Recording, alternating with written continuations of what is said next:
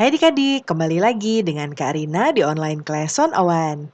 Kali ini, gimana kabarnya adik-adik? Semoga semuanya dalam keadaan sehat ya. Kali ini kita mau belajar kelas 5, tema 8, subtema 1, manusia dan lingkungan. Di pembelajaran 4, kita akan belajar bahasa Indonesia dan PPKN dan IPS di halaman 29 sampai dengan 34. Di pembelajaran 3 disebutkan ya adik-adik bahwa manusia dapat memanfaatkan sumber daya alam dari lingkungan dalam usaha pertanian. Bagaimana dengan jenis usaha lain? Nah, kita akan baca jenis usaha masyarakat Indonesia. Nanti dibaca dahulu ya adik-adik ya. Di pause dulu boleh atau baca langsung dari buku adik-adik juga nggak masalah ya. Nah, kemudian kita akan menjawab bagian di bawah ini. Ya, kamu sudah membaca teks jenis usaha masyarakat Indonesia yang tadi ya. Temukan pengertian dan ciri-ciri dari setiap jenis usaha, tuliskan dalam peta pikiran. Nah, Kak Rina buatnya karena cukup panjang penjabarannya, jadi Kak Rina buatnya mendatar seperti ini. Nanti adik-adik tulisnya di sini ya. Yang pertama perindustrian, berarti di bagian pengertian adik-adik nanti tulis. Ciri-ciri nanti tulis di sini ya. Nah, yang pertama bagian perindustrian, pengertiannya, industri adalah kegiatan memproses atau mengolah barang dengan menggunakan sarana dan peralatan, misalnya mesin. Ciri-cirinya, memiliki modal besar, memiliki tenaga kerja andal, mengolah bahan baku menjadi barang jadi atau setengah jadi. Yang kedua, berusaha menghasilkan produk yang berkualitas, menyediakan layanan purna jual.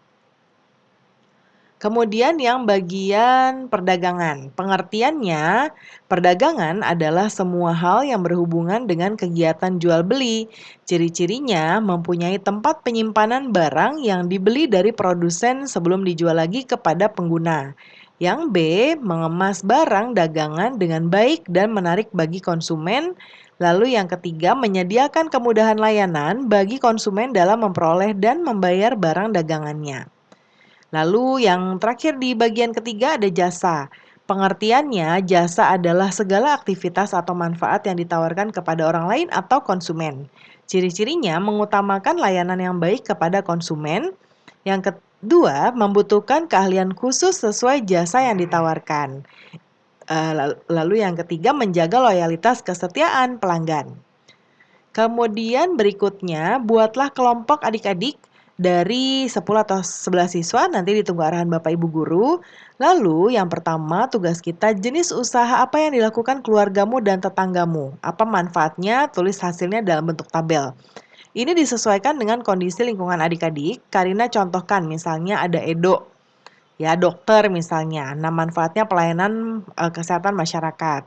Lalu kalau pertanian, manfaatnya adalah menghasilkan sayur dan buah-buahan, peternakan menghasilkan daging dan telur, kemudian kalau industri menghasilkan mebel, ya mebel, kemudian jasa atau guru, pelayanan pendidikan, tadi industri sudah ya, mungkin industri ada berbagai macam, ada yang mebel, kemudian ada yang menghasilkan tempe tahu ya, kemudian perdagangan juga bisa menyediakan kebutuhan bahan pangan, supir mengantarkan penumpang sampai tujuan, perdagangan menyediakan bahan sandang masyarakat, dan pertanian menghasilkan beras. Lalu selanjutnya bersama seluruh teman, hitunglah jumlah jenis usaha yang teridentifikasi. Tulislah hasil di tabel. Nah, contohnya tadi pertanian itu ada 2, ya peternakan 1, tidak ada pertanian, tidak ada perikanan, maaf ya.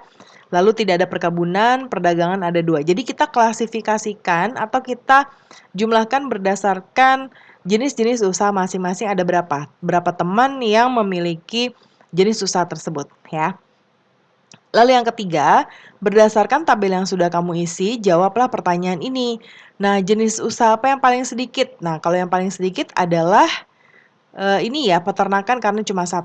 Lalu yang paling banyak 3. Nah, ini ya jasa. Kesimpulannya, keragaman sosial mengakibatkan keragaman jenis usaha yang dilakukan oleh warga masyarakat ya adik-adik. Kemudian berikutnya, dari kegiatan di atas, kamu mengetahui keragaman sosial di tempat tinggalmu, yaitu keragaman jenis usaha yang dilakukan oleh warga atau masyarakat. Bagaimana sikapmu atas keragaman tersebut? Tulis di kolom berikut ini ya. Sikapnya yang pertama, menghargai dan menerima adanya keragaman usaha yang diciptakan masyarakat. Kemudian yang kedua, memandang keragaman usaha adalah wujud kreativitas masyarakat di sekitar kita. Lalu menganggap keragaman usaha warga masyarakat adalah dorongan bagi kita untuk lebih baik. Yang keempat, menciptakan persaingan yang sehat untuk mendorong kemajuan di masyarakat sekitar. Kemudian bagian ayo renungkan pengetahuan apa yang aku pelajari, yaitu jenis-jenis usaha masyarakat dan keragaman sosial masyarakat. Kalau bagian keterampilan, kita tadi sudah buat peta pikiran ya dan membuat laporan. Lalu yang aku kembangkan, sikap yang aku kembangkan adalah sikap teliti dalam membaca teks, menghargai perbedaan pendapat dengan orang lain, dan toleransi atas keragaman sosial. Nanti disesuaikan ya adik-adik ya dengan refleksi adik-adik ketika belajar hari ini. Apa yang dapat aku berikan kepada lingkungan dengan pengetahuan, keterampilan, dan sikapku? Dengan pengetahuan, keterampilan, dan sikapku, saya akan lebih menghargai keberagaman sosial yang ada di lingkungan sekitar. Nah, berikutnya ini ada tabel ya adik-adik, jenis usaha yang dilakukan masyarakat sekitar. Nah, ini Karina juga bisa contohkan untuk adik-adik, nanti disesuaikan dengan kondisi lingkungan sekitar ya. Biasanya jenis usaha yang ada itu ada salon, ya ini yang contoh dari buku, lalu ada warung ya, kalau warung biasanya banyak sekali. Biasanya yang dihasilkan atau yang disediakan adalah bahan makanan ya, manfaatnya menjaga kesehatan. Tukang batu misalnya di bangunan ya, manfaatnya adalah membuat tempat tinggal. Petani menghasilkan padi untuk sumber bahan pangan, ada dokter juga untuk layanan kesehatan, manfaatnya untuk menjaga kesehatan. Nah, pembelajaran kita sudah selesai ya adik-adik. Semoga pembelajaran kita hari ini bisa bermanfaat. Terima kasih sudah menonton sampai akhir. Mohon dimaafkan apabila ada kesalahan dalam perkataan maupun dalam materi yang diberikan. Sampai jumpa di pembelajaran berikutnya.